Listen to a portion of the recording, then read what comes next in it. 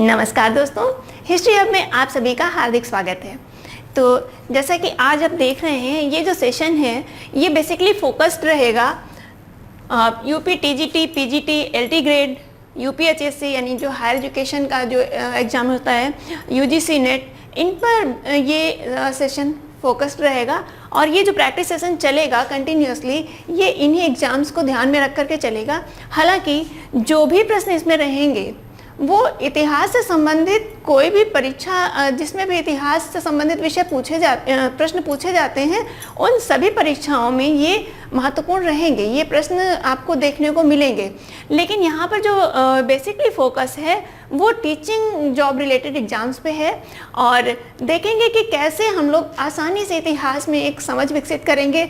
जो इतिहास के साथ एक प्रॉब्लम जुड़ी रहती है कि चीज़ें रटते हैं और भूल जाते हैं, तो हम देखेंगे कि किस तरह से रटने की आवश्यकता ही नहीं पड़ेगी और चीज़ें अपने आप एक के बाद एक जो भी चीज़ें हैं वो समझ में आएंगी। सारे प्रश्न, सारे फैक्ट, सारे संदर्भ सब धीरे धीरे आपको समझ में आ जाएंगे। कहीं पर भी रटने जैसी समस्या नहीं आएगी कि रट रहे हैं और भूल रहे हैं। और रटने जैसी इतिहास में कोई चीज़ है ही नहीं, क्योंकि इतिहास एक रटने वाला विषय नहीं है। इतिहास को तो हम लोग जीते हैं। आज हम हैं तो हमारा एक इतिहास रहा है, तो हमारा अस्तित्व है, तो ये अस्तित्व भी कहीं ना कहीं इतिहास के द्वारा ही हम अपने अस्तित्व को प्रमाणित कर पाते हैं।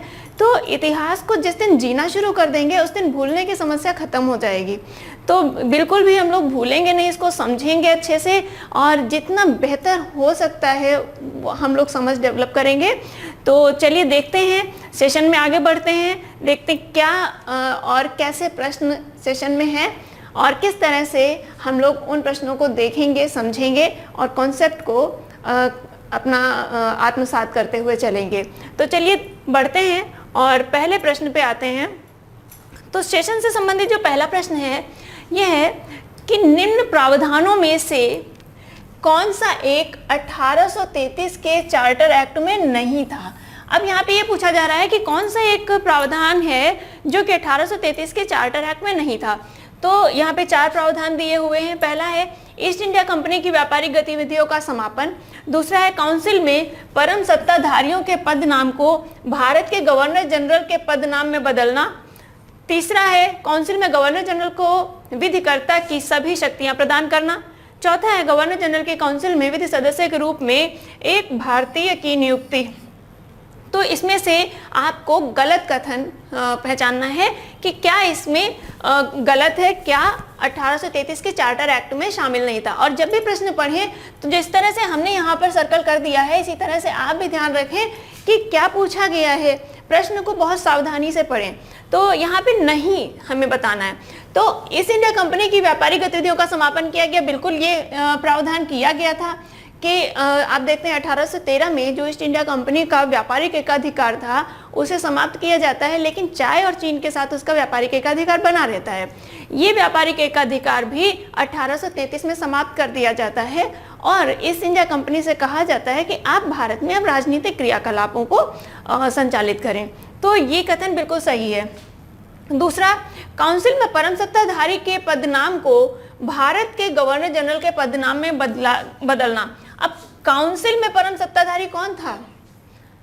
काउंसिल में परम सत्ताधारी बंगाल का गवर्नर जनरल था। तो जो बंगाल का गवर्नर जनरल था, जो कि आप देखते हैं कि इस चीज को यहीं पे देख लेते हैं। देखिए 1757 में बंगाल में पहला गवर्नर बना, और पहला गवर्नर कौन बना? पहला गवर्नर बना क्लाइव। उसके बाद आप देखें जो 1773 का रेगुलेटिंग एक्ट आया था, इसके द्वारा जो बंगाल का गवर्नर था उसका अब पदनाम चेंज कर दिया गया और उसे कहा जाने लगा गवर्नर जनरल ऑफ बंगाल, यानी कि ये बंगाल का गवर्नर जनरल बना। और बंगाल का गवर्नर जनरल बनने का गौरव किसे प्राप्त हुआ? जो प्रथम गवर्नर जनरल बना बंगाल का, वो बना वारेन हेस्टिंग्स। आप लोगों ने संवैधानिक विकास में इस चीज को पढ़ा है।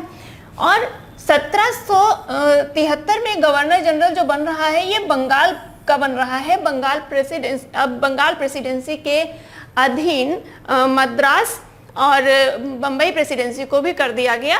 तो मद्रास का गवर्नर गवर्नर कहलाएगा और बम्बई का गवर्नर गवर्नर कहलाएगा।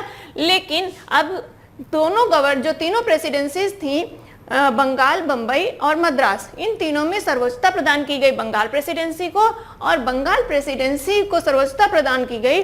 तो इसी क्रम में जो बंगाल का गवर्नर था उसका पदनाम बदल के कर दिया गया था गवर्नर जनरल, यानी बंगाल का गवर्नर जनरल। और कौन बन रहा है? Warren Hasting. फिर आगे चल करके 1833 में यही जो बंगाल का गवर्नर जनरल है, ये पदनाम चेंज हो जाता है और अब उसे भारत का गवर्नर जनरल कहा जाने लगा, भारत का गवर्नर जनरल। तो अब आप देख रहे हैं कि ये पदनाम चेंज हो गया और भारत के गवर्नर जनरल के पदनाम में ये बदल गया। तो ये भी कथन सही है। और भारत का जो पहला गवर्नर जनरल बना वो कौन बना? वो बने लॉर्ड विलियम बेंटिंग। तो जो आपको ये भी ध्यान रखना है कि पहला गवर्नर जनरल कौन बना? तो पहला गवर्नर जनरल बना लॉर्ड विलियम बेंटिंग। फिर तीसरा है, काउंसिल में गवर्नर जनरल को विधिकर्ता की सभी शक्तियां प्रदान की गई। तो बिल्कुल प्रदान की गई थी। आप देखते हैं 1833 के चार्टर एक्ट के तहत बम्बई और मद्रास प्रेसिडेंसी की जो विधायी शक्तियां थी, जो विधि निर्माण संबंधी या कानून निर्माण संबंधी जो शक्तियां थी, उन शक्तियों को छीन लिया गया था। यानी कि अब जो ब्रिटिश भारत है, उस भारत में जो भी कानून बनेंगे वो किसके द्वारा बनाए जाने थे? वो बनाए जाने थे भारत के गवर्नर जनरल के द्वारा।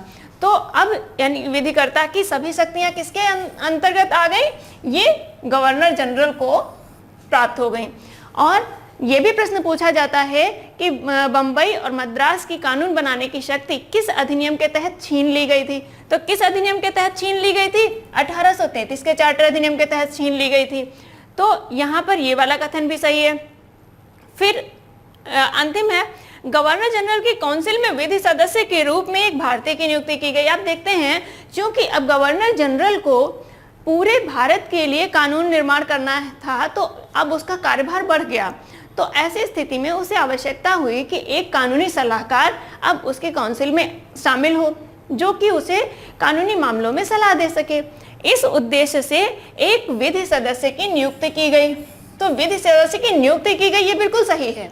लेकिन यहाँ प्रश्न में क्या है? एक भारतीय की नियुक्ति की गई, ये गलत है। वो भारतीय नहीं था, वो अंग्रेज था। और जिस अंग्रेज की नियुक्ति की गई थी वो कौन था? वो था मैकाले। तो यहाँ पर इस जो प्रावधान थे 1833 के एक्ट में, उसमें जो प्रावधान नहीं था वो यही था डी, कि विधि सदस्य की नियुक्ति तो की गई थी, लेकिन वो विधि सदस्य कौन था? अंग्रेज था, भारतीय नहीं था। इसलिए यही कथन गलत है। और इस प्रश्न का सही जवाब भी है डी, गवर्नर जनरल की काउंसिल में विधि सदस्य के रूप में एक भारतीय की नियुक्ति नहीं की गई थी, बल्कि एक अंग्रेज की नियुक्ति की गई थी। इसलिए इस प्रश्न का सही जवाब है डी। आगे चलते हैं, अगले प्रश्न को देखते हैं। अगला प्रश्न है, नागरिक सेवाओं के लिए प्रतियोगी परीक्षा प्रणाली को सिद्धांततः स्वीकार किया गया था। अब यहाँ पर आपके सामने 4 एक्ट दिए हुए हैं। अब आपसे ये पूछा गया है कि किस वर्ष नागरिक सेवाओं यानी कि जो सिविल सर्विसेज हैं उनके लिए प्रतियोगी परीक्षा प्रणाली को सिद्धांततः स्वीकार कर लिया गया। तो ये जो स्वीकार किया गया था, ये स्वीकार किया गया था 1853 में। तो इस प्रश्न का सही जवाब है बी, 1853 में। लेकिन यहाँ पर सिविल सेवा से संबंधित थोड़ी सी बातों को हम लोग और समझ लेते हैं। देखिए, सिविल सेवा का जन्मदाता जो है वो कहा जाता है लॉर्ड कॉर्नवालिस को। तो सिविल सेवा का जन्मदाता किसे माना जाता है? सिविल सेवा का जन्मदाता माना जाता है लॉर्ड कॉर्नवालिस को। लेकिन जब लॉर्ड कॉर्नवालिस ने सिविल सेवा प्रारंभ की थी तो अब कोई परीक्षा नहीं होती थी, बल्कि जो लोग भारत में कार्य कर रहे होते थे उन्हीं को प्रमोट करके उनको सिविल सेवक बना दिया जाता था, सिविल सर्वेंट बना दिया जाता था। तो वहाँ पर परीक्षा नहीं हो रही थी। फिर आगे चल करके 1853 में ये परीक्षा प्रारंभ हुई और 1853 से ही ये परीक्षा प्रारंभ होती है, जिसको स्वीकार किया गया कि हाँ परीक्षा होगी। और 1853 में गवर्नर जनरल कौन था? वो था लॉर्ड डलहौजी। तो लॉर्ड डलहौजी के काल से ही ये जो सिविल सेवा परीक्षा है ये प्रारंभ होती है, यानी कि सिविल सेवकों की नियुक्ति या नागरिक सेवाओं के लिए प्रतियोगी परीक्षा जो प्रारंभ होती है वो 1853 में प्रारंभ होती है। अगर गवर्नर जनरल पूछ लिया जाए तो डलहौजी के कार्यकाल से प्रारंभ होती है। तो इस प्रश्न का सही जवाब है बी, डलहौजी और 1853, ये दोनों ही आपको याद रखने हैं। अगर वर्ष पूछा जाए तो 1853 आपको बताना है, और वर्ष पूछा जाए या अधिनियम पूछा जाए तो आपको 1853 बताना है, और अगर व्यक्ति पूछ लिया जाए कि किसके कार्यकाल में हुआ तो लॉर्ड डलहौजी आपको बताना है। तो इस प्रश्न का सही जवाब है बी। आगे चलते हैं, अगले प्रश्न को देखते हैं। अगला प्रश्न है, निम्नलिखित में से किस कानून ने पहली बार भारत में क्रियाशील विधान परिषद का सृजन किया? अब देखिए प्रश्न में क्या पूछा जा रहा है, क्रियाशील विधान परिषद। ये जब इस तरह के प्रश्न आते हैं तो कई बार क्या होता है, आता हुआ प्रश्न भी हम गलत कर देते हैं। क्यों गलत कर देते हैं? क्योंकि हम जब कहीं पर ऐसे कुछ शब्द दे दिए जाते हैं तो हम उन शब्दों का अर्थ समझने के बजाय बस ये देख लेते हैं ये कुछ अलग है और बस हाथ पैर फूल जाते हैं, हम प्रश्न का सही जवाब नहीं कर पाते हैं। अब आप देखिए इसमें क्रियाशील, अरे जब विधान परिषद का गठन हुआ है तो एक्टिव तो रहेगी ही ना, सिर्फ बैठने के लिए थोड़ी ना किया गया है गठन। तो जो विधान परिषद है, आप क्रियाशील को पढ़ें या ना पढ़ें, मतलब इसका वही है कि जो विधान परिषद, एक केंद्रीय विधान परिषद जो सर्वप्रथम अस्तित्व में आया है उसी की बात यहाँ पर हो रही है। और सर्वप्रथम एक केंद्रीय विधान परिषद कब अस्तित्व में आया था? ये आया था आपका 1853 में।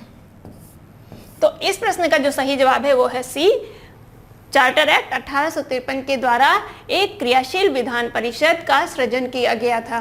भारत की स्वतंत्रता के समय इंग्लैंड में कौन सी पार्टी सत्ता में थी? जब भारत स्वतंत्र हुआ यानी कि 15 अगस्त 1947 की बात यहाँ पर हो रही है, तो 1947 में कौन सी पार्टी वहाँ पर सत्ता में थी? आप देखते हैं कि जो इंग्लैंड में कौन सी पार्टी थी, labour party, conservative, liberal parties. तो अब यहाँ पर पूछा जा रहा है कि कौन सी पार्टी उस समय सत्ता में थी।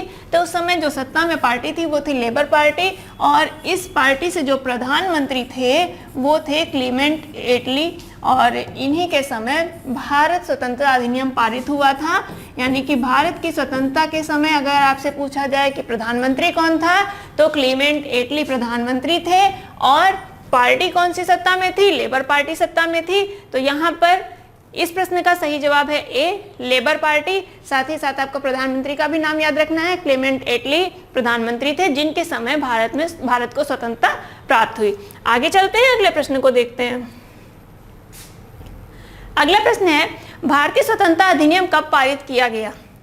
भारतीय स्वतंत्रता अधिनियम यानी कि जिस अधिनियम के द्वारा भारत को स्वतंत्रता मिल गई वो अधिनियम अंततः कब पारित हुआ? तो जो भारतीय स्वतंत्रता अधिनियम पारित हुआ, ये आपको मालूम है 18 जुलाई 1947 को पारित हुआ था। तो भारतीय स्वतंत्रता अधिनियम कब पारित हुआ है? 18 जुलाई 1947 को।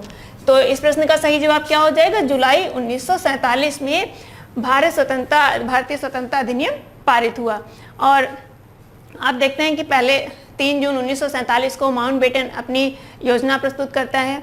उस योजना के तहत भारत के विभाजन का प्रस्ताव रखा जाता है, और फिर उस जो माउंटबेटन की योजना है उसके बाद भारतीय नेता, जो भारतीय हमारे राष्ट्रीय नेता थे, वो विचार विमर्श करते हैं, और आगे चल करके जुलाई 1947 में 18 जुलाई 1947 को ये अधिनियम पारित होता है। तो इस प्रश्न का सही जवाब है बी, जुलाई 1947। साथ ही साथ आपको डेट भी याद रखनी है कि किस डेट को, तो 18 जुलाई 1947 को भारतीय स्वतंत्रता अधिनियम पारित हुआ था। आगे बढ़ते हैं, अगले प्रश्न को देखते हैं। अगला प्रश्न है, कौन सी योजना भारतीय स्वतंत्रता का आधार बनी? क्रिप्स योजना, वेवेल योजना, माउंटबेटन योजना, या फिर इनमें से कोई नहीं? तो अब आप यहाँ पर जो ये योजना दी हुई है, इन योजना के बारे में थोड़ा सा समझ लें। देखिए जो क्रिप्स मिशन है, क्रिप्स मिशन कब आया था? 1942 में। वेवेल योजना 1945 में, और माउंटबेटन योजना 1947 में। देश कब स्वतंत्र हो रहा है? देश स्वतंत्र हो रहा है 1947 में। तो जो इमीडिएट जो जिनकी योजना आई है, तो वो कौन सी है? माउंटबेटन। तो इस प्रश्न का जो सही जवाब है वो है माउंटबेटन योजना। लेकिन अब हम लोग थोड़ा सा देख लेते हैं क्रिप्स मिशन, वेबल योजना ये क्या थी। तो जो क्रिप्स मिशन योजना, जो क्रिप्स योजना है, जो क्रिप्स मिशन भेजा गया था, एक 3 सदस्यीय एक मिशन भेजा गया था जिसमें एवी अलेक्जेंडर, पैथिक लॉरेंस और सर स्टेफर्ड क्रिप्स जो कि इस मिशन के अध्यक्ष थे। तो ये तीनों यहाँ भारत में आए थे। जब भारत इसकी जो गठन हुआ था इस मिशन का, तो इसका गठन हुआ था 11 मार्च को। 11 मार्च को गठन हुआ, 23 मार्च को ये भारत आया और साथ ही साथ 30 मार्च को इसने अपनी रिपोर्ट प्रस्तुत कर दी। तो जितने भी योजना बनी, जितने भी मिशन आए, उनमें जो सबसे फास्ट वर्क किया है किसी भी योजना या किसी भी मिशन ने, वो सबसे फास्ट ये क्रिप्स मिशन का ही था। लेकिन होता क्या है, जो इसके सुझाव होते हैं क्रिप्स मिशन के, तो इन्होंने क्या कहा कि हम भारत को स्वतंत्र डोमिनियन स्टेटस प्रदान करेंगे। और क्रिप्स मिशन आया क्यों था? तो आया क्यों था, इसलिए आया था, देखिए ये कई बार होता है कि मिलान करने के लिए प्रश्न आ जाते हैं, इसलिए इनको यहीं पे थोड़ा सा संदर्भ के साथ समझ लेते हैं तो ये आसान पड़ जाएगा याद करना। देखिए क्रिप्स मिशन 1942 में आया। 1942 में विश्व पटल पे क्या हो रहा था? द्वितीय विश्व युद्ध चल रहा था और द्वितीय विश्व युद्ध के जो फर्स्ट फेज था उसमें जो मित्र राष्ट्र थे उनकी स्थिति बहुत खराब थी। तो ऐसी स्थिति में इंग्लैंड बिल्कुल नहीं चाहता था कि भारत में किसी भी तरह का विद्रोह हो और किसी भी तरह के आंदोलन हो, बल्कि वो भारतीयों से सहयोग चाहता था। तो द्वितीय विश्व युद्ध में भारतीयों का सहयोग प्राप्त करने के उद्देश्य से क्रिप्स योजना बनी थी। तो क्या उद्देश्य था इसका क्रिप्स योजना का? द्वितीय विश्व युद्ध में भारतीयों का सहयोग प्राप्त करना। सहयोग प्राप्त करने के क्रम में क्रिप्स मिशन में कहा क्या गया कि आप हमें समर्थन दें, आप हमें सहयोग दें और इसके बदले में जब युद्ध जीत जाएंगे हम, तो हम आपके लिए क्या करेंगे? हम आपको प्रदान करेंगे डोमिनियन स्टेटस। अब डोमिनियन स्टेटस की बात तो बहुत पहले ही मोतीलाल नेहरू जी ने कही थी। तो डोमिनियन स्टेटस जब प्रदान करने की बात की तो जवाहरलाल नेहरू ने कहा कि ये दरवाजे में जंग लगी कील के समान है, यानी कि इसकी बात हमारे पिताजी किया करते थे और अब आप उसकी बात कर रहे हैं, तो ये हमें बिल्कुल भी स्वीकार नहीं कि अब आप हमें डोमिनियन स्टेटस दें, हमें पूर्ण स्वतंत्रता से नीचे कुछ नहीं चाहिए। दूसरी चीज इसमें जो थी, पहला प्रावधान क्या था? डोमिनियन स्टेटस का था और दूसरा जो प्रावधान था वो प्रावधान था संविधान सभा के निर्माण का, कि जो संविधान सभा का गठन होगा और संविधान सभा एक संविधान बनाएगी। और अब संविधान सभा का गठन तो ठीक है, संविधान सभा के द्वारा बनाया गया संविधान भी ठीक है, लेकिन उस संविधान सभा में एक प्रावधान किया गया कि यदि कोई प्रांत, जो भारतीय प्रांत हैं यानी कि जो देशी रियासतें हैं, अगर कोई देशी रियासत इस संविधान को मानने से इनकार करे, यदि वो नहीं मानना चाहे, तो वो स्वतंत्र है, उसके लिए ये संविधान मानना बाध्य नहीं होगा इस संविधान मानने के लिए। तो ये जो संविधान सभा के गठन और संविधान बनाने की जो बात थी, इसमें ये जो लोकल ऑप्शन रखा गया था कि अगर किसी को नहीं पसंद आ रहा है तो वो अपना स्वतंत्र संविधान बनाए, अपने हिसाब से वो शासन करे। तो ये जो लोकल ऑप्शन था, यही इस योजना की सबसे बड़ी कमी थी। ये भी प्रश्न पूछा जाता है, लोकल ऑप्शन किस योजना का हिस्सा था? तो लोकल ऑप्शन किस योजना का हिस्सा था? लोकल ऑप्शन क्रिप्स योजना का हिस्सा था। और क्रिप्स योजना में लोकल ऑप्शन के अंतर्गत क्या था कि जो संविधान सभा थी, वो संविधान सभा का गठन होता, वो संविधान बनाते, लेकिन उस संविधान को मानने की बाध्यता सभी देशी रियासतों पे नहीं थी। अगर कोई रियासत ऐसी है जो कि संविधान को ना मानना चाहे, तो वो इससे पृथक हो सकती है। अब ऐसी स्थिति में हो सकता है बहुत सारी ऐसी रियासतें आ जाती हैं जो कहती हैं कि मुझे तो नहीं पसंद है ये। तो ऐसी स्थिति में भारत की जो हमारा देश है उसकी एकता और अखंडता के लिए ये खतरा था। आप कितने हिस्से हो जाते, फिर हर राज्य का अपना एक अलग संविधान हो जाता, तो इसको एकता और अखंडता के लिए खतरा मान करके इस ऑप्शन को भी स्वीकार नहीं किया गया। ना तो डोमिनियन स्टेटस स्वीकार किया गया, ना ही लोकल ऑप्शन स्वीकार किया गया। तो इस तरह से ये जो क्रिप्स योजना थी ये असफल हो गई। और क्रिप्स योजना के बारे में जिस तरह से नेहरू जी ने कहा था ये दरवाजे में जंग लगी कील के समान है, वैसे ही गांधी जी का स्टेटमेंट था पोस्ट डेटेड चेक। तो गांधी जी ने क्रिप्स योजना को कहा है पोस्ट डेटेड चेक। तो किसने कहा है? गांधी जी ने पोस्ट डेटेड चेक कहा है। और नेहरू ने तो बताया आपको, नेहरू ने कहा दरवाजे में जंग लगी कील के समान। अब उसके बाद वेवेल योजना आती है। वेवेल योजना क्या है? वेवेल योजना जो है ये 14 जून 1945 को वेवेल योजना प्रस्तुत की जाती है। और जब ये वेवेल योजना प्रस्तुत की जाती है तो इसमें ये कहा जाता है कि अब केंद्र में एक कार्यकारिणी परिषद का गठन किया जाए। तो वेवेल योजना के थ्रू क्या करना था कि केंद्र में एक कार्यकारिणी परिषद, तो कार्यकारिणी परिषद जो गठन होगी उस कार्यकारिणी परिषद में, या इसी को आप कह सकते हैं अंतरिम सरकार या अस्थायी राष्ट्रीय सरकार। तो इसमें गवर्नर जनरल और कमांडर इन चीफ ये जो दो पद हैं, ये दो पद ब्रिटिश के पास रहेंगे। शेष सभी पद किसके पास होने थे? भारतीयों के पास। तो वेवेल योजना के तहत क्या हुआ कि अब केंद्र में एक कार्यकारिणी परिषद गठित की जाए और जो कार्यकारिणी परिषद होगी उसको अंतरिम सरकार या अस्थायी राष्ट्रीय सरकार का दर्जा देते हुए उसमें गवर्नर जनरल और कमांडर इन चीफ ये दो पद अंग्रेजों के पास रहेंगे। शेष जितने भी विभाग हैं वो समस्त विभाग किसके पास रहेंगे? भारतीयों के पास। तो ये अभी ठीक है, यहाँ पर कोई प्रॉब्लम नहीं है। लेकिन इसके साथ साथ वेवेल योजना में एक और प्रस्ताव रखा गया। उसमें कहा गया कि जो संविधान सभा का निर्माण होगा वो निर्माण हिंदू और मुस्लिम इनकी बराबर संख्याओं से होगा, यानी कि जितने हिंदू प्रतिनिधि होंगे उतने ही मुस्लिम प्रतिनिधि होंगे। तो ये भी प्रावधान रखा गया इसमें। अब मुस्लिम प्रतिनिधियों की बात आई तब क्या हुआ कि जिन्ना ने कहा कि मुस्लिम प्रतिनिधि जितने भी होंगे उनका चयन सिर्फ और सिर्फ मुस्लिम लीग करेगी।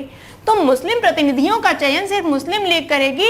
इस वजह से ये योजना भी विफल हो गई और कोई भी रिजल्ट नहीं निकला। अब एक प्रश्न आता है, अक्सर मिलान करने को आ जाता है वेवेल योजना, फिर आता है शिमला समझौता और फिर आता है आपका कैबिनेट मिशन।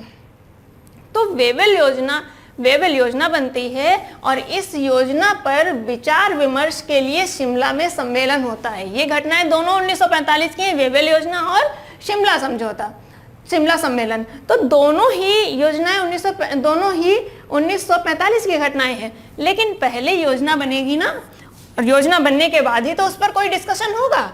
तो पहले योजना बनती है, बाद में शिमला सम्मेलन होता है। माउंटबेटन योजना तो ये हमारे भारत की स्वतंत्रता और देश विभाजन से संबंधित थी।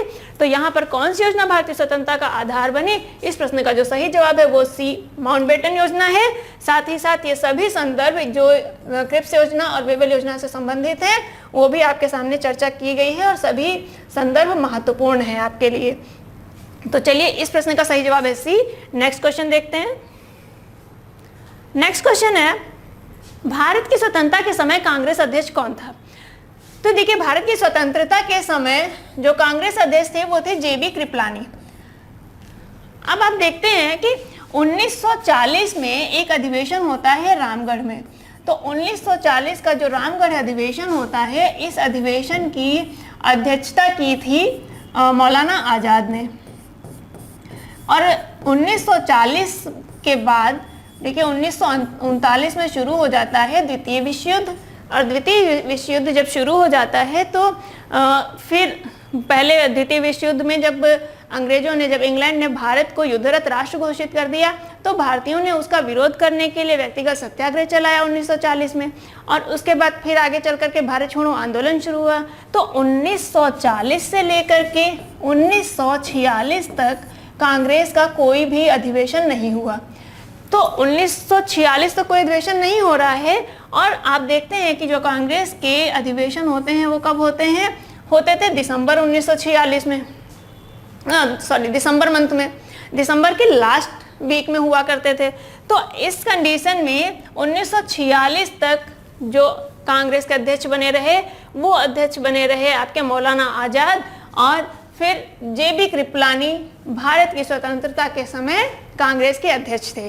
तो 1940 से 46 तक कौन कांग्रेस का अध्यक्ष है? मौलाना आजाद हैं। और भारतीय राष्ट्रीय कांग्रेस के सबसे अधिक समय तक, सबसे लंबे समय तक कांग्रेस अध्यक्ष रहने वाले व्यक्ति जो हैं वो हैं मौलाना आजाद। तो ये भी प्रश्न पूछा जाता है कौन भारतीय राष्ट्रीय कांग्रेस का सबसे अधिक समय तक अध्यक्ष रहा, तो वो कौन है? मौलाना आजाद है। क्यों? क्योंकि 40 से 46 तक कोई भी अधिवेशन नहीं हुआ। और भारत की स्वतंत्रता के समय कांग्रेस का अध्यक्ष कौन था? तो जेबी कृपलानी थे। इस प्रश्न का सही जवाब है सी, जेबी कृपलानी। चलिए नेक्स्ट क्वेश्चन देखते हैं। नेक्स्ट क्वेश्चन है, इसमें कुछ बुक्स दी हुई हैं और उनके राइटर्स, आपको मैच करना है कि कौन सा इसमें सही सुमेलित नहीं है। तो कौन सही सुमेलित नहीं है ये आपको देखना है। मेरे सपनों का भारत, गांधी, सही सुमेलित है। रिबेट्स ऑफ न्यू पार्टी, तिलक की पुस्तक है, बिल्कुल सही है ये। ऑटोबायोग्राफिकल राइटिंग्स, ये लाला लाजपत राय की पुस्तक, ये भी सही सुमेलित है। Life of Mahatma, web Miller की, ये सही नहीं है। और इस प्रश्न का सही जवाब है डी, लाइफ ऑफ महात्मा, ये वेब मिलर की पुस्तक नहीं है। तो इस पुस्तक के लेखक कौन है? इस पुस्तक के लेखक हैं लुई फिशर। Louis Fischer. और जो लाइफ ऑफ महात्मा है ये क्या है? ये है गांधी की जीवनी। तो साथ में अगर आपसे प्रश्न पूछा जाए गांधी की जीवनी किस नाम से प्रकाशित हुई, तो लाइफ ऑफ महात्मा के नाम से प्रकाशित हुई। और गांधी की जीवनी लिखने वाले कौन हैं? तो लुई फिशर हैं। और लुई फिशर के साथ में एक और संदर्भ जुड़ा है कि जो हमारा भारत छोड़ो आंदोलन हुआ था, तो भारत छोड़ो आंदोलन या क्विट इंडिया मूवमेंट जो हुआ था, उस आंदोलन का जो वर्णन किया है, तो वर्णन करने वाले जो पत्रकार हैं वो भी हैं लुई फिशर। लुई फिशर पेशे से पत्रकार थे। तो गांधी की जीवनी किसने लिखी है? लुई फिशर ने लिखी है। किस नाम से लिखी है? लाइफ ऑफ महात्मा के नाम से लिखी है। साथ ही साथ लुई फिशर के साथ में और क्या संदर्भ जुड़ा है? क्विट इंडिया मूवमेंट का जो वर्णन है, जो आज हम लोगों को पढ़ने को मिलता है, जो समझ जानकारी मिलती है, उसका जो सबसे ऑथेंटिक सोर्स है वो लुई फिशर का वर्णन ही है, जो उन्होंने भारत छोड़ो आंदोलन का वर्णन किया था। तो इस प्रश्न का सही जवाब है लाइफ ऑफ महात्मा। ये वेब मिलर की पुस्तक नहीं है, लुई फिशर की पुस्तक है। डी इस प्रश्न का सही जवाब है। ऑटोबायोग्राफिकल राइटिंग लाला लाजपत राय की है। साथ ही साथ लाला लाजपत राय की यंग इंडिया, वो भी महत्वपूर्ण पुस्तक है, उसको भी आपको ध्यान रखना है। और रिबेट्स ऑफ न्यू पार्टी तिलक की है। तिलक ने इसके साथ में आर्किटेक्ट होम ऑफ वेदास लिखी है, और जिसमें वो जो आर्य हैं उनको उनका निवास स्थान उत्तरी ध्रुव को बताते हैं। साथ ही साथ तिलक ने गीता रहस्य की रचना की है। और गांधी की तो बहुत सी पुस्तकें हैं, उन्हीं में से एक पुस्तक है मेरे सपनों का भारत। तो इस प्रश्न का सही जवाब है D, life of Mahatma, Louis Fischer की पुस्तक है। तो नेक्स्ट क्वेश्चन देखते हैं हम लोग। नेक्स्ट है, दादा भाई नौरोजी ने Indian poverty and un-British rule in India नामक पुस्तक कब लिखी? कब लिखी पूछा जा रहा है। तो देखिए इस प्रश्न का जो सही जवाब है वो है 1901 में लिखी थी। लेकिन ये जितने भी वर्ष यहाँ पर दिए हुए हैं, ये सभी वर्ष यानी चारों वर्ष दादा भाई नौरोजी के संदर्भ में बहुत महत्वपूर्ण है।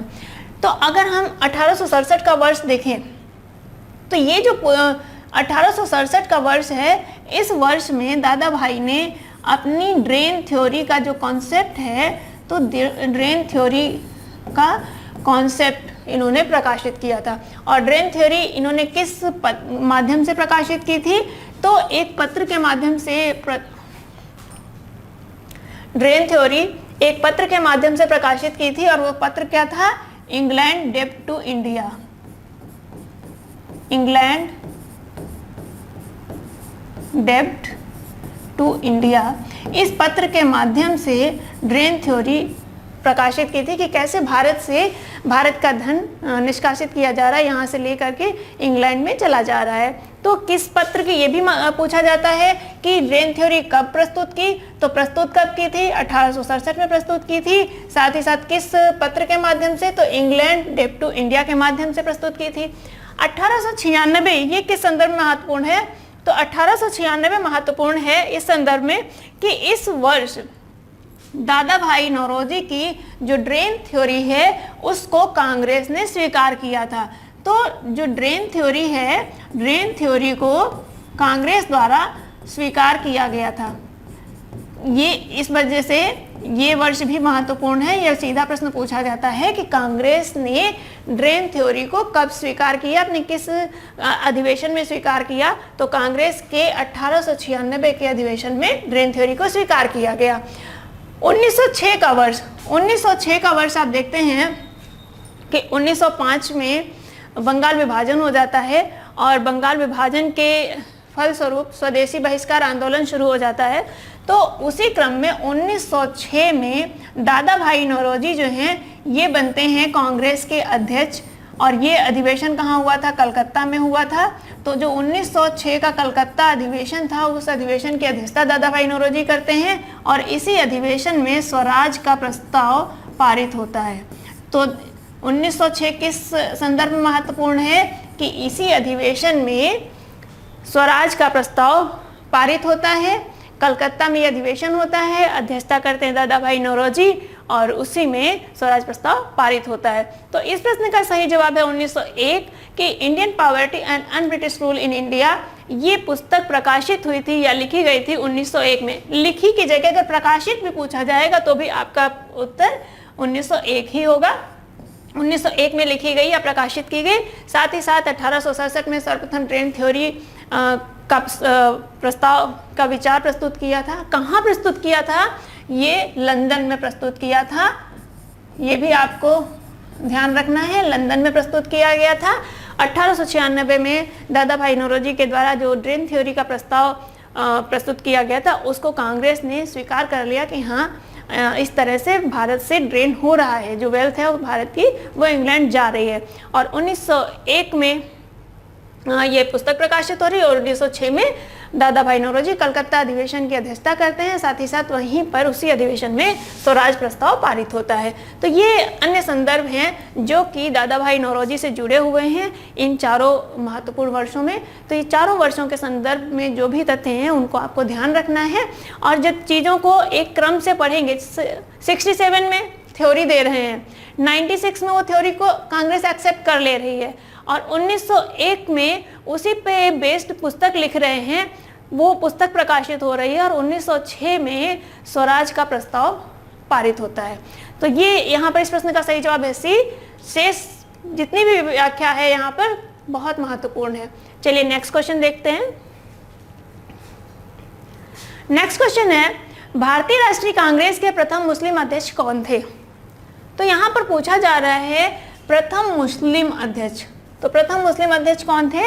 तो भारतीय राष्ट्रीय कांग्रेस के प्रथम मुस्लिम अध्यक्ष थे बदरुद्दीन तैयब जी। लेकिन यहाँ पर ये 3 संदर्भ दिए हुए हैं, 3 अन्य नाम दिए हैं, तो हमें तीनों को देखना है कि तीनों किस संदर्भ में महत्वपूर्ण हैं। तो देखिए मौलाना आज़ाद जो हैं, मौलाना आज़ाद 1923 में कांग्रेस के अध्यक्ष बनते हैं और 1923 का जो दिल्ली में एक विशेष अधिवेशन होता है उस अधिवेशन की ये अध्यक्षता करते हैं और इनके साथ सबसे कम उम्र के अध्यक्ष बनने का गौरव है। सबसे कम उम्र के अध्यक्ष बने थे ये। दूसरी चीज, सबसे लंबे समय तक अध्यक्ष बने रहने का गौरव इन्हीं को प्राप्त है। अभी आपको पिछले प्रश्न में बताया था कि 1940 से लेकर 1946 तक के कांग्रेस के अध्यक्ष रहे, तो सबसे लंबे समय तक कांग्रेस अध्यक्ष होने का गौरव किसी को प्राप्त है? तो वो प्राप्त है मौलाना आज़ाद को। डॉक्टर अंसारी, तो डॉक्टर अंसारी 1927 में आप देखते हैं साइमन कमीशन का विरोध, साइमन कमीशन का गठन होता है 1927 में और 1928 में साइमन कमीशन भारत आता है। तो जब साइमन कमीशन का गठन होता है तो चूंकि वो 7 सदस्यीय जो आयोग था उस आयोग में एक भी भारतीय को शामिल नहीं किया गया था। इस उद्देश्य से कांग्रेस ने साइमन कमीशन का विरोध करने का प्रस्ताव पारित किया था 1927 के अधिवेशन में और ये अधिवेशन हुआ था मद्रास में 1927 में और इसी अधिवेशन की अध्यक्षता की थी डॉक्टर अंसारी ने। तो डॉक्टर अंसारी 1927 में कांग्रेस के मद्रास अधिवेशन के अध्यक्ष बन रहे हैं। इस संदर्भ में डॉक्टर अंसारी का नाम महत्वपूर्ण है। बदरुद्दीन तैयब जी ये कांग्रेस के पहले मुस्लिम अध्यक्ष हैं और किस अधिवेशन की अध्यक्षता करते हैं? तो कांग्रेस के तीसरे अधिवेशन की इन्होंने अध्यक्षता की थी और तीसरा अधिवेशन कहाँ हुआ था? तीसरा अधिवेशन संपन्न हुआ था मद्रास में। और इस अधिवेशन की विशेषता क्या था कि सबसे पहली बार इसमें क्षेत्रीय भाषा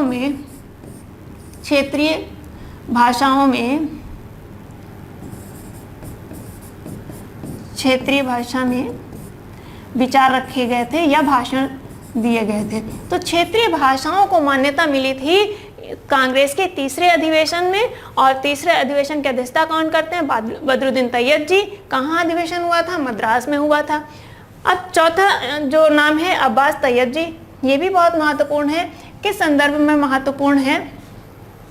तो अब्बास तैयब जी, देखते हैं कि जो सविनय अवज्ञा आंदोलन चला था, तो सविनय अवज्ञा आंदोलन के समय जब गांधी जी को 5 मई 1930 को गिरफ्तार कर लिया जाता है, तो गांधी जी की गिरफ्तारी के बाद जो सविनय अवज्ञा आंदोलन है उसका नेतृत्व करते हैं अब्बास तैयब जी। तो सविनय अवज्ञा आंदोलन से जुड़े हुए हैं, और सविनय अवज्ञा आंदोलन का ये नेतृत्व कब करते हैं? जबकि गांधी जी को गिरफ्तार कर लिया जाता है 5 मई 1930 को, तो उनकी गिरफ्तारी के बाद सविनय अवज्ञा आंदोलन का नेतृत्व अब्बास तैयब जी के हाथों में आ जाता है। तो यहाँ इस प्रश्न का जो सही जवाब है वो है सी, बदरुद्दीन तैयब जी। शेष जो भी नाम हैं वो सभी महत्वपूर्ण हैं। मौलाना आज़ाद 1923 में कांग्रेस का दिल्ली अधिवेशन हुआ था, और दिल्ली अधिवेशन की इन्होंने अध्यक्षता की थी, और ये एक विशेष अधिवेशन हुआ था कांग्रेस का, और सबसे कम उम्र के अध्यक्ष होने का, साथ ही साथ सबसे लंबे समय तक कांग्रेस के अध्यक्ष बने रहने का गौरव मौलाना आज़ाद को प्राप्त है। डॉक्टर अंसारी का बताया कि 1927 में जो मद्रास में अधिवेशन हुआ था उस अधिवेशन की अध्यक्षता की थी, और इस अधिवेशन की विशेषता क्या थी? साइमन आयोग के बहिष्कार का प्रस्ताव पारित हुआ था। तो इसमें साइमन कमीशन या साइमन आयोग के बहिष्कार का प्रस्ताव पारित हुआ था। तो इस संदर्भ में डॉक्टर अंसारी महत्वपूर्ण है। अब्बास तैयब जी ने सविनय अवज्ञा आंदोलन, जबकि गांधी जी की गिरफ्तारी हो जाती है तो उसके बाद सविनय अवज्ञा आंदोलन का नेतृत्व किया था। तो इस प्रश्न का सही जवाब है सी। नेक्स्ट क्वेश्चन देखते हैं। नेक्स्ट क्वेश्चन है, किसने कांग्रेस के अधिवेशनों को शिक्षित भारतीयों का मेला कहा है? देखिए, जो कांग्रेस है, जब कांग्रेस का गठन हुआ तो जो प्रारंभिक चरण था 1885 से लेकर के 1905 तक का, इस चरण में जो कांग्रेस पे जिनका प्रभुत्व दिखाई देता है वो नरमपंथी नेता थे। तो नरमपंथी नेता अपने आवेदन प्रतिवेदन की नीतियों से जो अंग्रेज सरकार थी उससे कुछ सहायता प्राप्त करना चाहते थे, उससे कुछ सहूलियतें भारत के लिए प्राप्त करना चाहते थे।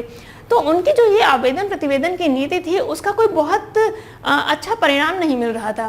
तो इस बात से जो गर्मपंथी विचारधारा के लोग थे वो रुष्ट थे। तो इस और अक्सर ये जो अधिवेशन होते थे और जो नरमपंथी नेता थे ये सभी देखे तो सब पढ़े लिखे शिक्षित वर्ग के और शहरी समाज से संबंधित थे। तो इनके जो क्षेत्रीय या मतलब आम जनता में इनकी कोई पकड़ नहीं थी। तो ये लोग, और आप देखिए यहाँ पर रूल कौन कर रहा था? क्रिश्चियंस रूल कर रहे थे, और वहाँ पर दिसंबर में होता है क्रिसमस। तो ये छुट्टियों का समय होता था। तो उस छुट्टियों के समय में, और ये जो भी नरमपंथी नेता थे ज़्यादातर कोई वकील थे, कोई ना कोई नौकरी पेशे वाले लोग थे। तो इसी वजह से उस समय सब कुछ बंद रहता था, छुट्टियाँ होती थी, और उन छुट्टियों में आते थे, इकट्ठे होते थे और पूरे साल भर की बातें करके कि हाँ ऐसा हुआ है, ऐसा होना चाहिए। तो ये सारी चर्चाएं होती थी अधिवेशन के माध्यम से। तो उसी को किसने कहा है अधिवेशनों को शिक्षित भारतीयों का मेला? तो लाला लाजपत राय ने कहा है शिक्षित भारतीयों का मेला और छुट्टियों का मनोरंजन के। सभी लोग छुट्टियों में आए और आकर के एक जगह इकट्ठा हो गए और सारी चर्चा की, और उसके बाद में फिर अपने अपने काम धंधे पे निकल गए। साल भर किसी को कोई फुर्सत नहीं है, और आम जनता से किसी ने पूछा भी नहीं कि क्या उनके साथ में क्या समस्याएं हैं। तो यही कि ये लोग छुट्टियां मनाने आ रहे हैं, और इसी पे तिलक ने भी कहा था कि साल में एक बार मेढक की तरह टर टर करने से हमें कोई सहूलियतें नहीं मिलेंगी। तो ये जो कांग्रेस से संबंधित जो अधिवेशन हुए या कांग्रेस पर जो हमारे गर्मपंथी नेता हैं उनकी काफ़ी टिप्पणियां रही हैं। तो एक एक करके हम लोग धीरे धीरे समझेंगे कि किसकी क्या टिप्पणी रही। अब यहाँ पर देखना ये है कि याद कैसे रखें। तो याद रखने के संदर्भ में देखिए यहाँ पे है मेला। तो मेला का ला उठाइए और लाला का ला उठाइए, इनको मैच कर दीजिए, एक दूसरे से कनेक्ट कर दीजिए। मेला लाला, तो मेला किसने कहा है? लाला लाजपत राय ने कहा है। साथ ही साथ इन्होंने एक और स्टेटमेंट दिया है, छुट्टियों का मनोरंजन। तो अगर ये पूछे कि छुट्टियों का मनोरंजन किसने कहा है, तो उसका भी जवाब आपका हो जाएगा लाला लाजपत राय। तो छुट्टियों का मनोरंजन और शिक्षितों का मेला, तो ये कहा है लाला लाजपत राय ने।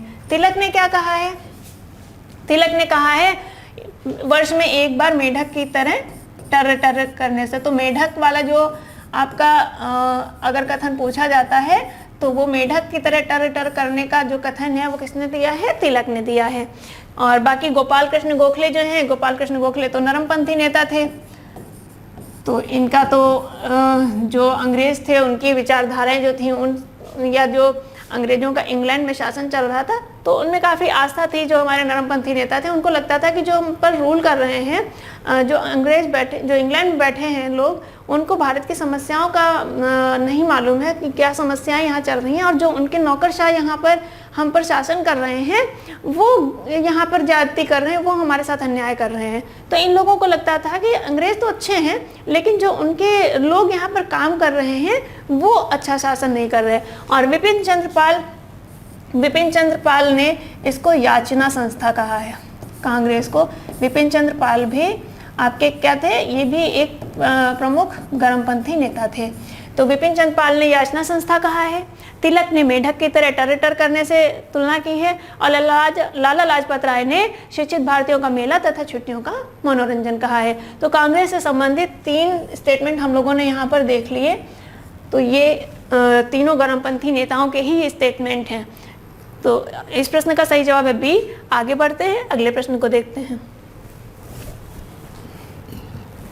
अगला प्रश्न है, भारत भारतीयों के लिए है, यह घोषणा करने वाले समाज सुधारक कौन है? भारत भारतीयों के लिए ये घोषणा करने वाले जो समाज सुधारक हैं वो हैं दयानंद सरस्वती।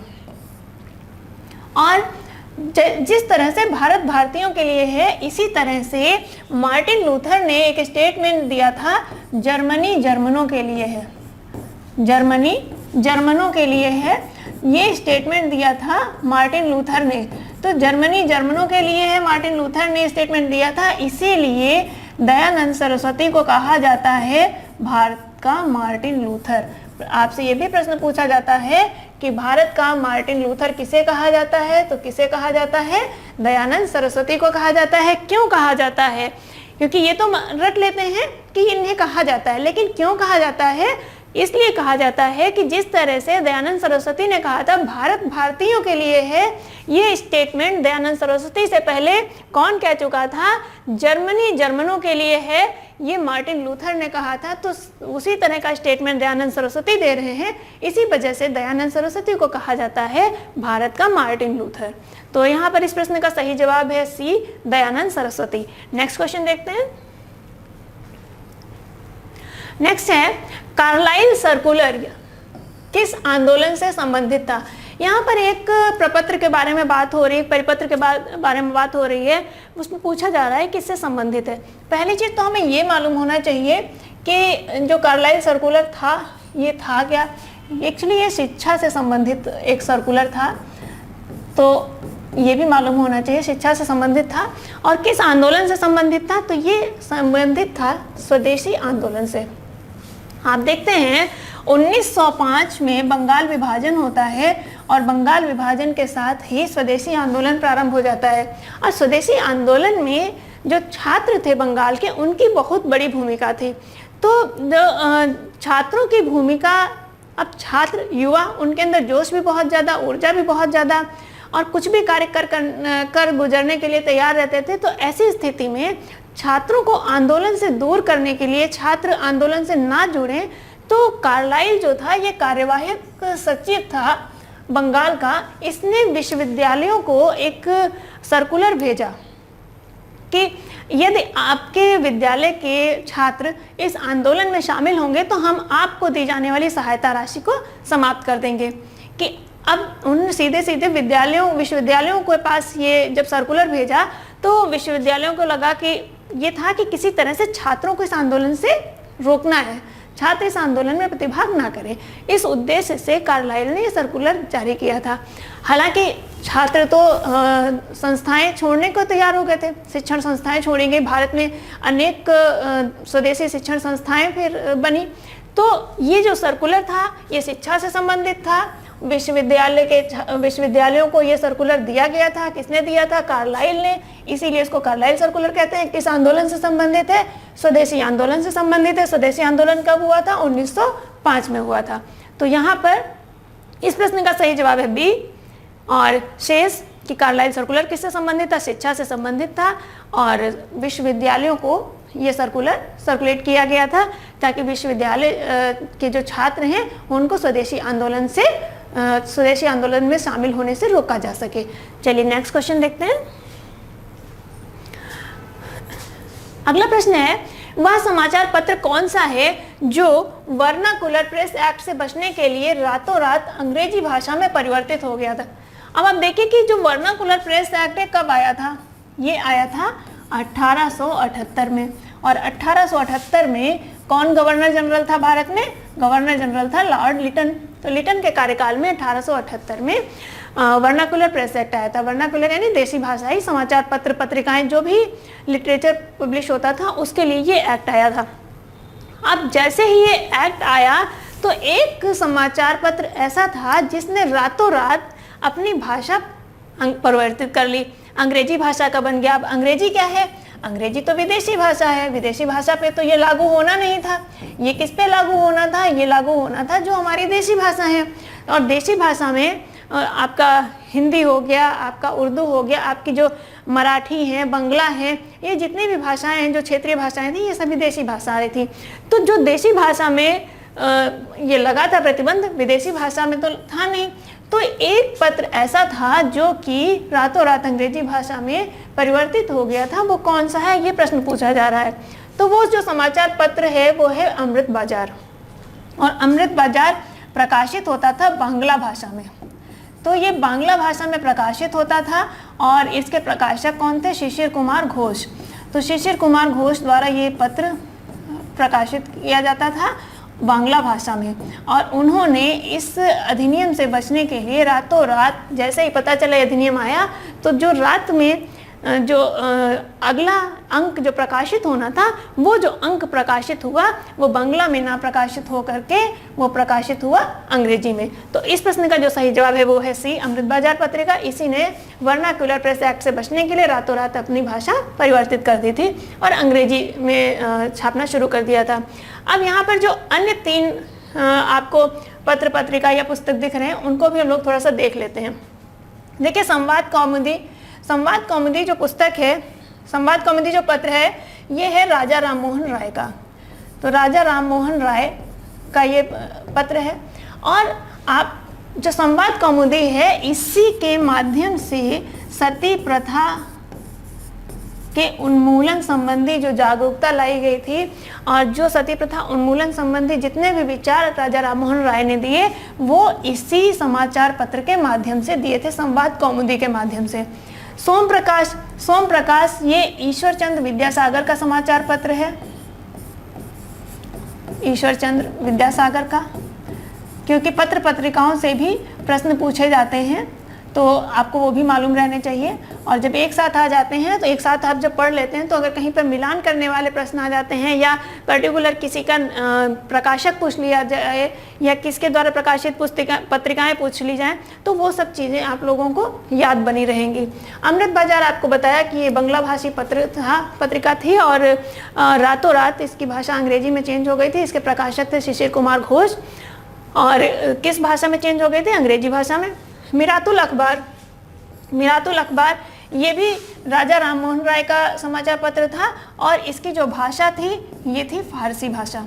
तो यहाँ पर आपका इस प्रश्न का सही जवाब सी है, लेकिन साथ ही साथ आपको ये भी मालूम होना चाहिए संवाद कौमुदी किसका पत्र है? संवाद कौमुदी राजा राममोहन राय का है। और इसी पत्र के माध्यम से सती प्रथा के विरोध संबंधी जितने भी विचार रखे राजा राममोहन राय ने वो संवाद कौमुदी के माध्यम से ही रखे थे। सोम प्रकाश ईश्वरचंद्र विद्यासागर का पत्र था और मिरातुल अखबार ये भी राजा राममोहन राय का पत्र था, लेकिन ये किस भाषा में था? फारसी भाषा में। फारसी कैसी भाषा थी?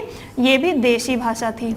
क्योंकि भारत में हिंदू मुस्लिम कम्युनिटीज़ दोनों रह रही थी और फारसी जो थी वो मुस्लिमों की प्रशासनिक भाषा थी, तो इस वजह से ये भी देशी भाषा ही मानी जाती थी।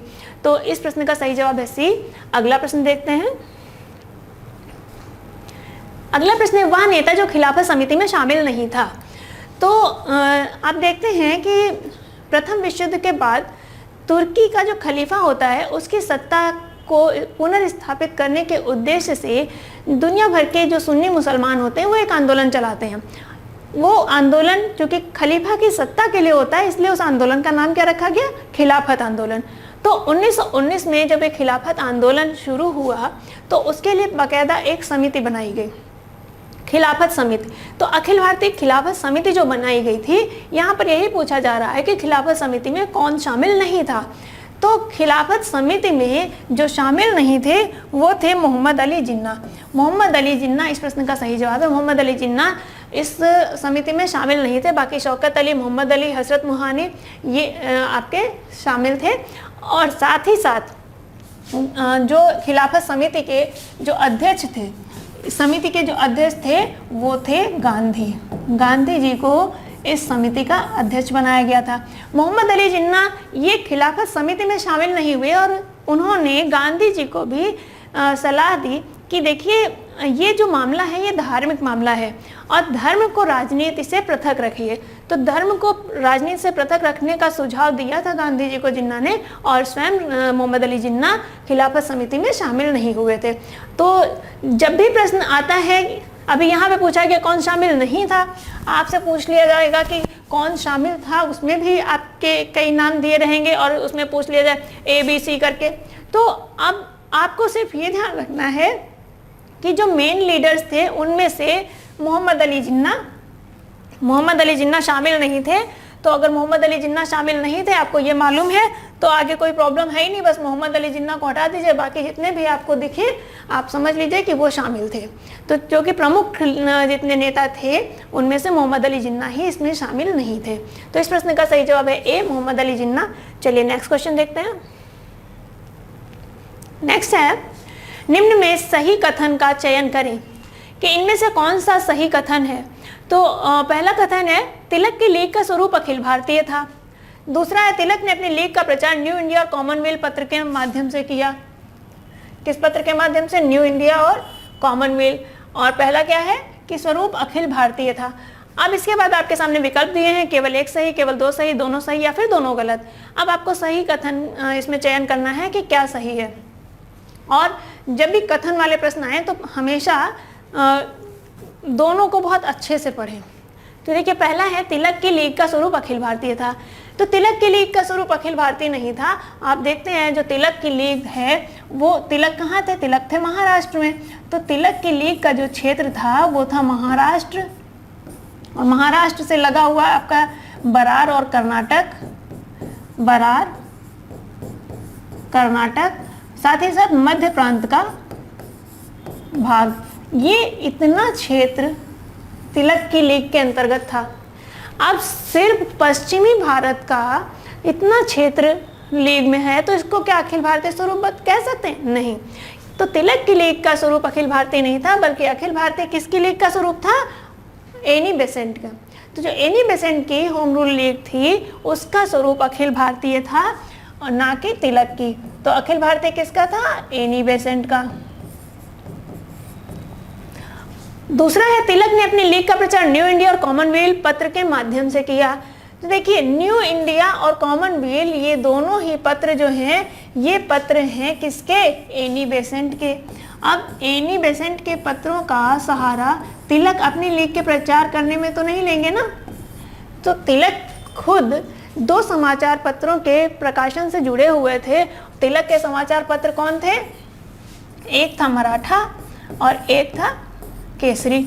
तो तिलक ने जिन पत्रों का सहारा लिया अपनी लीग के प्रचार प्रसार में वो थे मराठा और केसरी। मराठा आपका इंग्लिश का पत्र था, जबकि केसरी मराठी भाषा का पत्र था।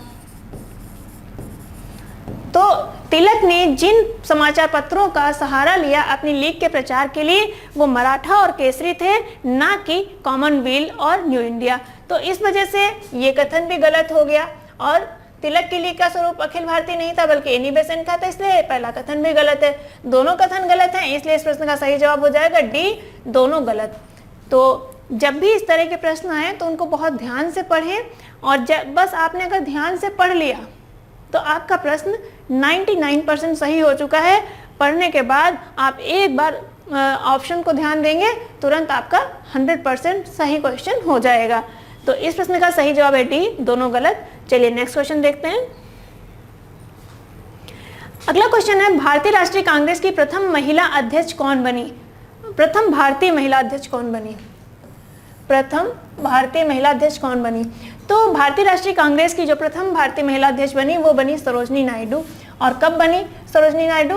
तो ये बनी 1925 में, और 1925 का जो कांग्रेस अधिवेशन हुआ था ये हुआ था कानपुर में।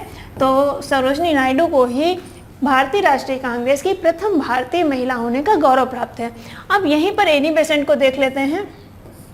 एनी बेसेंट के संदर्भ में अगर आपसे ये पूछा जाए कि भारतीय राष्ट्रीय कांग्रेस की प्रथम महिला अध्यक्ष कौन थी, तो एनी बेसेंट 1917 में जो कांग्रेस का कलकत्ता अधिवेशन हुआ था उसकी अध्यक्षता की थी एनी बेसेंट ने, और प्रथम महिला अध्यक्ष होने का गौरव इन्हें प्राप्त है। तो प्रथम महिला, लेकिन ये कौन थे एनी बेसेंट? एनी बेसेंट थी आयरलैंड की लेडी, तो ये आयरिश महिला थी। इस वजह से एनी बेसेंट को प्रथम महिला अध्यक्ष होने का गौरव प्राप्त है। लेकिन प्रश्न में पूछा गया भारतीय महिला अध्यक्ष कौन बनी, तो सरोजनी नायडू। अब देख लेते हैं नेली सेनगुप्ता को। तो नेली सेनगुप्ता जो है ये कांग्रेस की अध्यक्ष बनी 1933 में। 1933 में, और ये अधिवेशन कहाँ हुआ? ये हुआ कलकत्ता में, और ये कांग्रेस की तीसरी महिला अध्यक्ष बनी। आप देख रहे हैं पहली महिला कौन बनी? पहली महिला अध्यक्ष बनी है एनी बेसेंट। दूसरी महिला अध्यक्ष, पहली, दूसरी और तीसरी। अब इनमें से प्रथम भारतीय महिला अध्यक्ष कौन बनी? तो सरोजनी नायडू बनी। प्रथम महिला अध्यक्ष एनी बेसेंट बनी, और जो आपकी अंतिम है वो नेली सेनगुप्ता है। तो ये यहाँ पर महिलाओं के कांग्रेस के अध्यक्ष बनने से संदर्भित यही प्रश्न पूछे जाते हैं कि आपसे पूछेगा पहली महिला अध्यक्ष कौन? तो पहली महिला अध्यक्ष कौन? एनी बेसेंट है। कब बनी? तो 1917 में। किस अधिवेशन में? कलकत्ता में। दूसरी अध्यक्ष या प्रथम भारतीय महिला अध्यक्ष कौन बनी? तो सरोजनी नायडू बनी। कब बनी? 1925 में बनी। किस स्थान पर अधिवेशन हुआ? कानपुर में हुआ। इसके अतिरिक्त अगर फिर से पूछ दिया जाए कि तीसरी महिला अध्यक्ष कौन, या फिर आपके नाम दिए हों 4-5 और उनमें से पूछा जाए कौन कौन कांग्रेस की महिला अध्यक्ष रही है, जैसे यही 4 नाम दिए हों और यहाँ पे पूछा जाए इनमें से कौन कांग्रेस का अध्यक्ष नहीं रहा, तो वहाँ पर क्या हो जाएगा? वहाँ पर हो जाएगा विजयलक्ष्मी पंडित कांग्रेस के अध्यक्ष नहीं रही, इस तीनों कांग्रेस के अध्यक्ष बनी रही। तो प्रश्न कैसे भी घुमा फिरा करके पूछे, लेकिन प्रश्न इतने से ही पूछा जाएगा, तथ्य इतने ही हैं, इन्हीं तथ्य पर और इन्हीं कॉन्सेप्ट पे आपके प्रश्न बनेंगे। इससे अतिरिक्त यहाँ से प्रश्न नहीं पूछे जाते। तो चलिए इस प्रश्न का सही जवाब है बी। अब अगला प्रश्न देखते हैं। अगला प्रश्न है कांग्रेस लीग समझौता किसकी मध्यस्थता से हुआ था? तो यहाँ पर लीग का अर्थ है मुस्लिम लीग से। तो कांग्रेस लीग समझौता पूछा जा रहा है, तो पहले तो हमें ये देखना है कि जो कांग्रेस लीग समझौता हुआ ये हुआ कब? तो ये हुआ था 1916 में। तो किसकी मध्यस्थता से हुआ? ये हुआ था तिलक की मध्यस्थता से। तो 1916 में ये कांग्रेस लीग समझौता हुआ था। कहाँ हुआ था? ये लखनऊ में हुआ था, और इस समझौते के द्वारा जो मुस्लिमों की पृथक निर्वाचन मंडल की मांग थी उसको स्वीकार कर लिया गया था। तो मुस्लिमों की पृथक निर्वाचन मंडल की मांग को कांग्रेस के द्वारा स्वीकार कर लिया गया था। तो इस वजह से ये मांग स्वीकार करने की वजह से ही ये समझौता हुआ था, और इस समझौते की बहुत आलोचना हुई। इसकी आलोचना करते हुए जो कहा गया कि ये जो आपका पृथक निर्वाचन मंडल की मांग मानी गई, ये ही 30 वर्ष बाद बनने वाले पाकिस्तान का आधार बने। तो ये समझौता हुआ, तिलक की मध्यस्थता से हुआ, अब सोचिए तिलक मध्यस्थता क्यों कर रहे हैं, तिलक क्यों पृथक निर्वाचन मंडल को मांग ले रहे हैं जो कि मुस्लिम लीग के द्वारा मांग रखी गई थी? इसलिए कि 1916 में तिलक चला रहे थे होम रूल लीग आंदोलन। होम रूल लीग आंदोलन का जब दमन किया गया तो दमन के क्रम में तिलक के पास एक कारण बताओ नोटिस भेजा गया और उसके साथ 60,000 रुपये का मुचालका भरने को कहा गया। तो ऐसी स्थिति में तिलक के बचाव पक्ष से जो वकीलों का दल था उसका नेतृत्व किया था मोहम्मद अली जिन्ना ने और तिलक को निर्दोष साबित कर दिया था। तो चूंकि होम रूल लीग आंदोलन के समय मोहम्मद अली जिन्ना ने तिलक का समर्थन किया था और उसी के बाद ये आपका 1916 में दिसंबर में लखनऊ में अधिवेशन हो रहा है जिसमें तिलक कांग्रेस और मुस्लिम लीग के बीच मध्यस्थता करते हैं दोनों का समझौता कराने में। तो यहीं पर कांग्रेस लीग समझौता हुआ था, 1916 में हुआ था। किस स्थान पे हुआ था? लखनऊ में हुआ था। साथ ही साथ मध्यस्थता किसने की थी? तिलक ने की थी। तो इस प्रश्न का सही जवाब है बी, तिलक। चलिए अगला प्रश्न देखते हैं। अगला प्रश्न है प्रथम औद्योगिक सम्मेलन कब आयोजित किया गया? तो प्रथम औद्योगिक सम्मेलन जो आयोजित किया गया था ये आयोजित किया गया था 1905 में। और 1905 में प्रथम औद्योगिक सम्मेलन क्यों आयोजित किया गया था? क्योंकि 1905 में चल रहा था स्वदेशी आंदोलन। अब स्वदेशी अगर है तो स्वदेशी के साथ में बहिष्कार जुड़ा हुआ है कि अगर आप अपने देश की चीज़ों का प्रयोग करेंगे तो इसका मतलब है कि किसी की चीज़ों का आप बहिष्कार करेंगे। तो जब विदेशी चीज़ों का बहिष्कार करेंगे, विदेशी वस्तुओं का हम बहिष्कार करेंगे तो हमें आवश्यकता पड़ेगी कि हम अपने देश में ही चीज़ों का प्रोडक्शन, जो भी वस्तुएं हैं उनका प्रोडक्शन हम बढ़ाएं। तो प्रोडक्शन बढ़ाने के लिए, स्वदेशी वस्तुओं का प्रोडक्शन बढ़ाने के लिए ही जो देश भर के जितने भी उद्योगपति थे उन सबको बुला करके ये औद्योगिक सम्मेलन आयोजित किया गया। तो ये जो प्रथम औद्योगिक सम्मेलन आयोजित किया गया 1905 में आयोजित किया गया। साथ ही साथ इसकी अध्यक्षता किसने की थी? तो इसकी अध्यक्षता की थी आरसी मजूमदार ने। तो आरसी मजूमदार की अध्यक्षता में 1905 में प्रथम औद्योगिक सम्मेलन आयोजित किया गया था। उद्देश्य क्या था इस सम्मेलन को आयोजित करने का? कि स्वदेशी प्रोडक्ट्स जो हैं, जो अपने स्वदेशी उत्पाद हैं उनका उत्पादन बढ़ाया जा सके और देश में स्वदेशी उत्पादों की आपूर्ति सुनिश्चित कराई जा सके ताकि विदेशी वस्तुओं पर निर्भरता खत्म हो सके। तो इस उद्देश्य से औद्योगिक सम्मेलन बुलाया गया था 1905 में। किसकी अध्यक्षता में? आरसी मजूमदार की अध्यक्षता में। तो यहाँ पर इस प्रश्न का सही जवाब है बी, 1905। और इसी के साथ हमारे प्रश्न, एक और प्रश्न है अभी। अगला प्रश्न है गांधी द्वारा लिखित पुस्तक हिंद स्वराज मूलतः किस भाषा में लिखी गई? तो गांधी ने जो पुस्तक लिखी थी हिंद स्वराज, तो अब देखिए मूलतः पूछा गया है, बहुत आसान है। मूल यानी कि जहाँ जड़ें हैं हमारी। गांधी जी कहाँ के थे? गांधी जी थे गुजरात के। तो अब गुजरात के थे तो अब सबसे पहले अगर लिखेंगे तो किस में लिखेंगे? गुजराती में लिखेंगे ना। पुस्तक हिंद स्वराज ये भारत में रह के नहीं लिखी गई है, ये लंदन से अफ्रीका आते समय ये पुस्तक लिखी गई थी। लेकिन ये पुस्तक जो मूलतः लिखी गई थी गुजराती में, लेकिन अब आप समझ सकते हैं कि गांधी हैं और आज गांधी जी पे अभी तक इतनी रिसर्च चल रही है। तो जब गांधी जी के द्वारा कोई पुस्तक लिखी गई होगी वो फिर आगे उसका कितनी भाषाओं में अनुवाद हुआ होगा, तो बहुत सारी भाषाओं में अनुवाद उसका निश्चित तौर से हुआ होगा। लेकिन जो मूलतः लिखी गई वो गुजराती में। और याद करने के लिए बहुत आसान है कि जो आदमी जहाँ का है ना, अपनी जड़ों को मजबूत करता है ना पहले, तो बस उसकी जड़ों को पकड़े रहिए।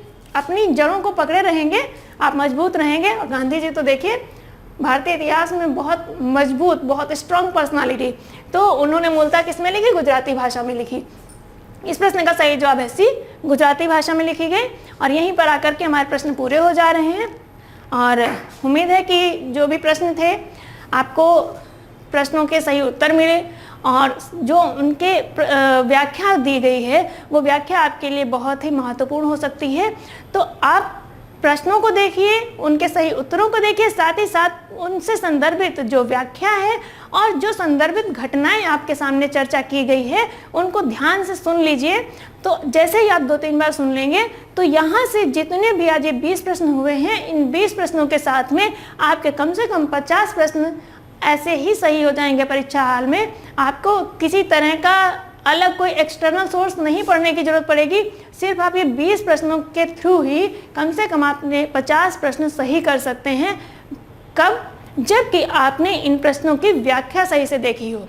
देखिए, प्रश्न का सीधा उत्तर दे देना, ये तो कोई भी आप बुक ले लीजिए, इतने सारे पब्लिकेशंस आपको अवेलेबल कराते हैं, लेकिन वो बुक्स फिर हमें रटनी पड़ती हैं। जब उनके साथ कोई संदर्भ आ जाता है तो वो घटनाएं दिमाग में बैठ जाती हैं।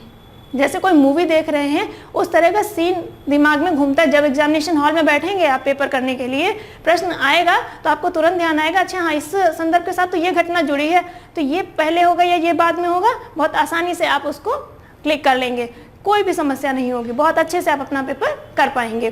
तो उम्मीद यही है कि आप लोगों को सेशन अच्छा लगा होगा, और प्रश्न जितने भी हैं, प्रश्न अच्छे प्रश्न हैं, और ये परीक्षाओं में पूछे गए प्रश्न ही हैं जिनको यहाँ पर आज चर्चा की गई है।